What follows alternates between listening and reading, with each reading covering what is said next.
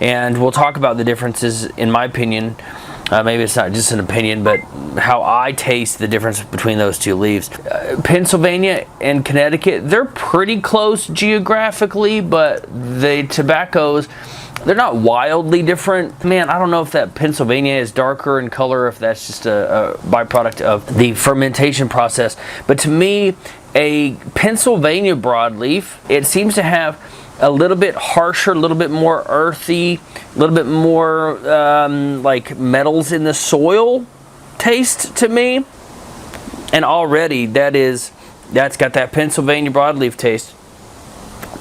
It is just really bold, high nicotine.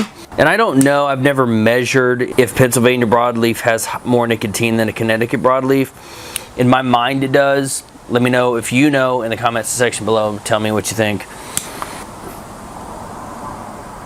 But it is not so sweet at the moment. It is very strong, almost got I think I mentioned this before. It's got almost a metallic taste, like a lot of that, like nickel and copper and stuff in the soil. It kind of comes through, kind of like Texas wines.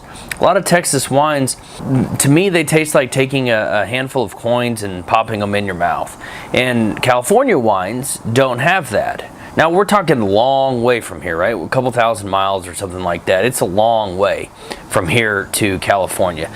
But it goes to show the soil impacts the final product. And with wine, you know, the grapes pull up that soil. They go through a fermentation process and whatnot. And you can still taste what was in the soil.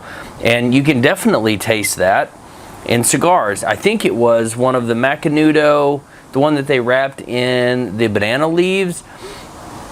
Now that one, maybe you got some flavor from the banana leaves and how it was wrapped while it was fermenting, but they also talk about the soil that comes from a lot of those banana leaves falling, getting tilled up and mixed in with the soil. You get some of that as well. So maybe that all goes to say and contribute to the difference in soil between Pennsylvania and Connecticut when you have a broadleaf.